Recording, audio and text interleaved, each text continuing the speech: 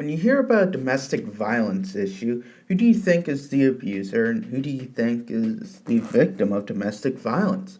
If you thought that the man was abusing the female, you would be statistically wrong, as 40% of domestic violence victims are men and half of all domestic violence is mutual.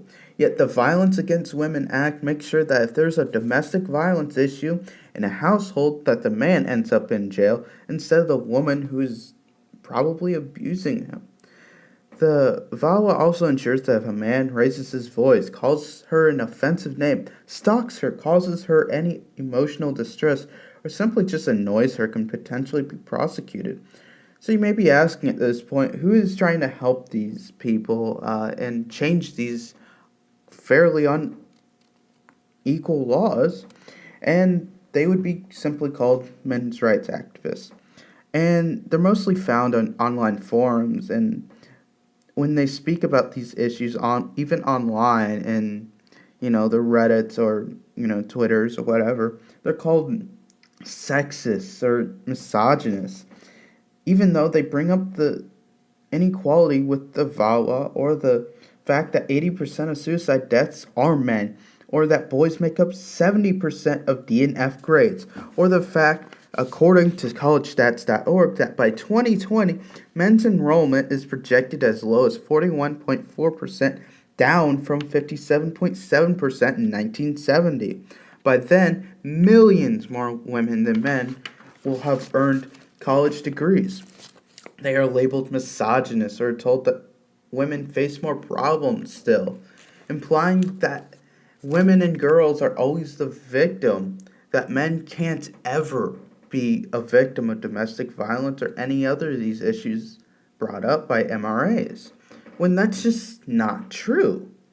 Another problem that the MRM tries to address is the fact that the average sentence for the same crime under similar circumstances, women average a sentence of 18.51 months, while men have an average sentence of 51.52 months, a difference of about 33.0 months or 2.75-year differential in sentencing for similar crimes. The mainstream media is full of people who claim that men don't face issues or that women face bigger issues, so we shouldn't really help men. We shouldn't create domestic violence centers for men because women also face it. Such as Ben Pabji, who wrote an article, "Yes, men have problems, but men's rights movement doesn't come close to dealing with them." Or Hannah Rosin's article, "Dads Stay in Court." Or Michael Tolado's article, "What Kind of Person Goes to a Men's Rights Rally?" Or J.F. Sargent's article on Crack.com, "5 Uncomfortable Truths Behind the Men's Rights Movement." These writers don't bother to address issues that the MRAs bring up, but dismiss them simply because women weren't treated as equals decades before, so now it's acceptable to go the other way and treat men like garbage. Now, the director of the pro-MRA documentary, The Red Pill, Cassie J, was brought onto the Rubin Report to be interviewed by Dave Rubin, in which she discusses how she found the men's rights movement, what topics caused her to change her feminist views, what the men's rights movement is, and what her definition of a feminism in 2016 is. They're in this online community of A Voice for Men. Right. So that was the website that I initially found, and they definitely have some crude language, a lot of swearing in there, and a lot of talking points that I never heard of before. So from my feminist perspective, my walls were up, and I was immediately thinking, these are the misogynists I've been hearing about, and it terrified me, and it took a couple months of me looking at some other documentary topics to explore, and I just kept on coming back to the idea of the men's rights movement because I thought it was this secret underground world that no one's ever explored, and especially at that time, not many people heard of the men's rights movement, so it really interested me. Violence was a big one that really got me thinking, just the amount of support, financial support, emotional support, cultural support for female victims of domestic violence versus men is staggering. And then one big turning point for me on my journey was actually putting the magnifying glass on my own feminist beliefs and realizing that I was unwilling to have compassion for a male victim of domestic violence, because I did interview some male victims. But if it was a woman speaking and she was saying the exact same thing that this male victim was saying, then I would have had instant compassion without question.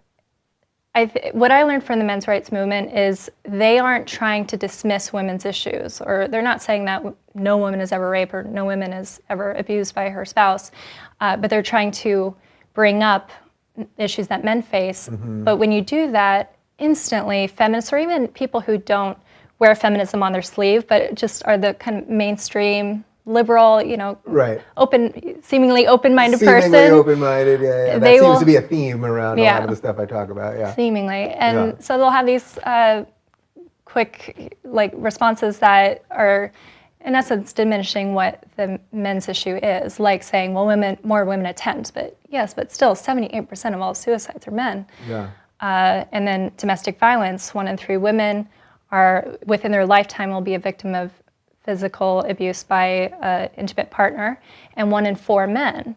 And that's from the CDC, and it's very similar. We always hear about the 1 in 3 women when talking about domestic violence, but we rarely hear about men. So, so when an MRA tries to bring up 1 in 4 men, immediately feminists are saying, yeah, but more women. Right. Okay, but we talk about that, and why are we so unwilling to address men's issues? I found really fascinating about making the red pill is because MRAs aren't dismissing women's issues, and all the MRAs I spoke to said that they are for women's rights. That's a big misconception that the mainstream media tries to paint about the men's rights movement, that they're trying to turn back the clock on women's rights, want them back in the kitchen, barefoot and pregnant, and that's not the case at all.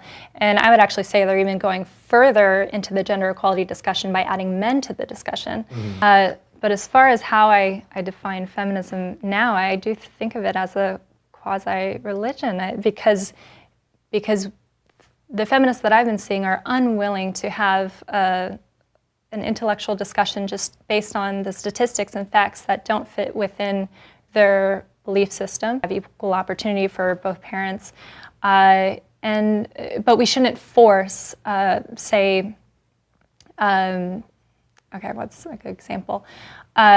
We shouldn't force girls to get into STEM education so it equals to 50%, or we shouldn't force that we have half female senators or CEOs and all that. We shouldn't force any of that. And I think a lot of what MRAs and dissident feminists talk about is that women do have choices, actually more choices than men do, as far as if you want to stay at home with the kids or be a breadwinner. And women are using that choice, and so far it hasn't evened things out. We don't have half the amount of senators being women. Not the best. Questionable. Questionable. Yeah. But the content you're saying in an article like that. So in an article like that, when is it okay to hit your wife? I would basically argue never. I guess if she hit you, you could hit her back. But what in that type of article, like what are they going for? Well, his point is that there's this double standard that you're not allowed to defend yourself if you're a boy or a man, and women can hit men, but you can't hit back, and that's what the article talks about. And here's a good example of my step-nephew, who's 15 years old, who lives in Seattle. Just this past spring, at an assembly at his school, all of the boys had to get off the bleachers, go to the front of the stage, and take a pledge that they would never hit a girl. And this is just a couple months ago. Yeah. And so this double standard that boys can never hit girls, but girls, free reign, they're weak anyways. In a weird way, it empowers girls to hit boys probably at that school because they know they're not going to be hit back. Yeah, but the system allows for women to hit men without repercussions, really, and men cannot hit women or you're going to jail. And even just the accusation that a man hit a woman, or so many times I heard from MRAs that there would be some kind of domestic violence situation in a home where a woman is going at a guy with a knife, he grabs her arms to hold her back, he leaves a couple bruises, and he's the one spending the night in jail. And